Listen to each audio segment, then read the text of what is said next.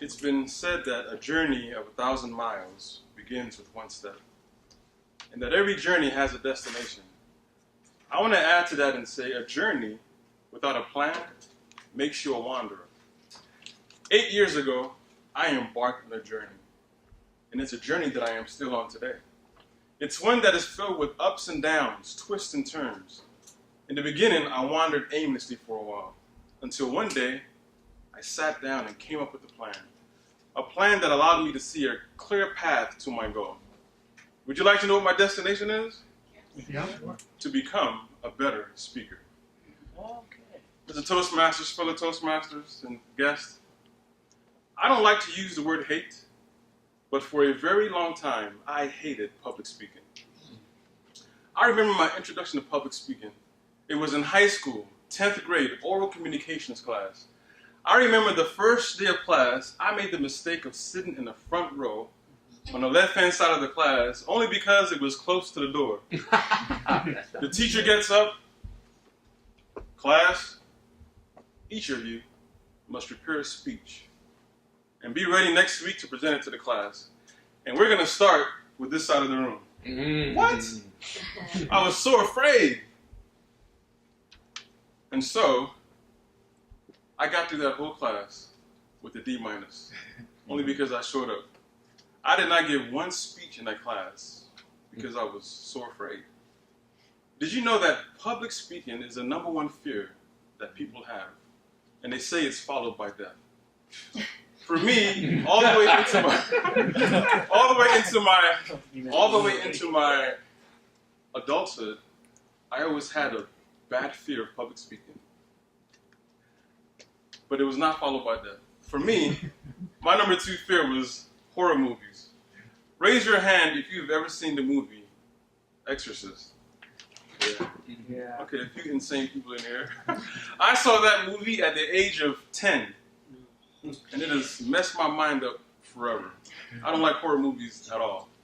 But if you had asked me a few short years ago to stand up in front of a fine group as yourselves and to give a speech, I would rather watch The Exorcist at a graveyard at nighttime in the middle of the Amazon. That's how afraid I was of public speaking.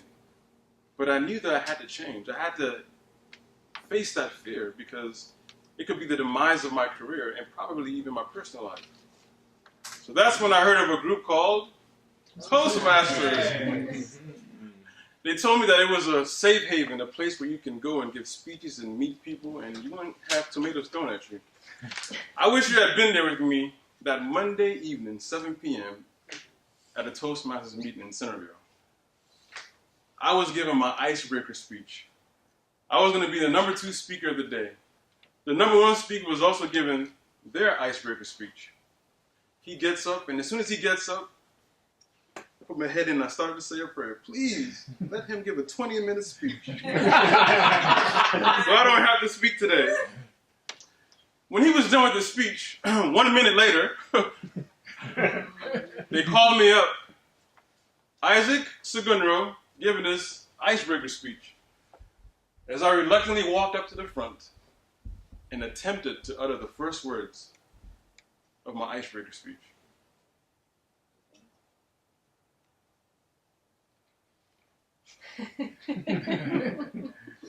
That's how long the pause was.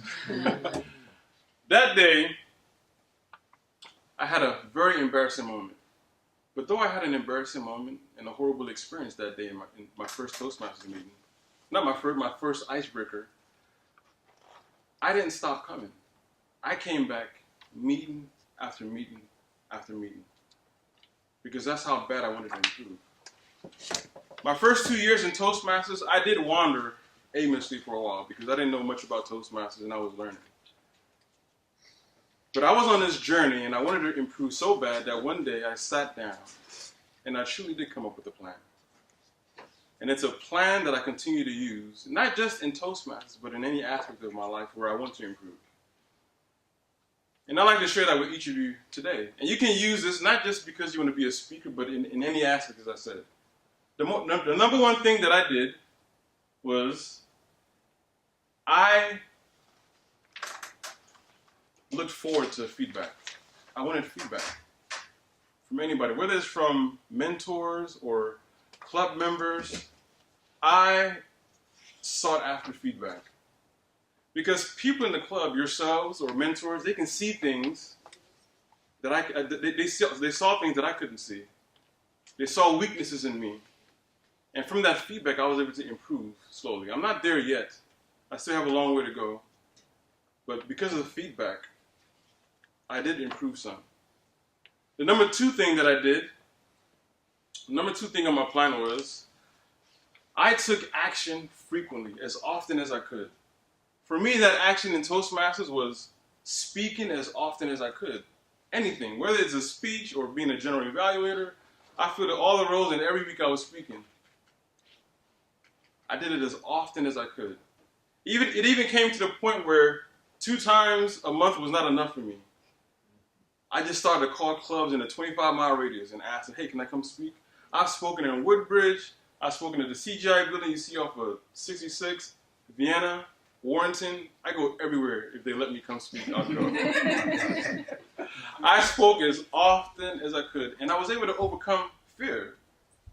One guy told me one day at a Toastmaster, he says, before I evaluate you, I want to let you know that you have guts to come to a meeting where we're total strangers and speak. So that's the second thing that I did. The number 3 thing that I did, and this is the most important thing. If anything you get from this speech, number 3 is important. Believe in yourself.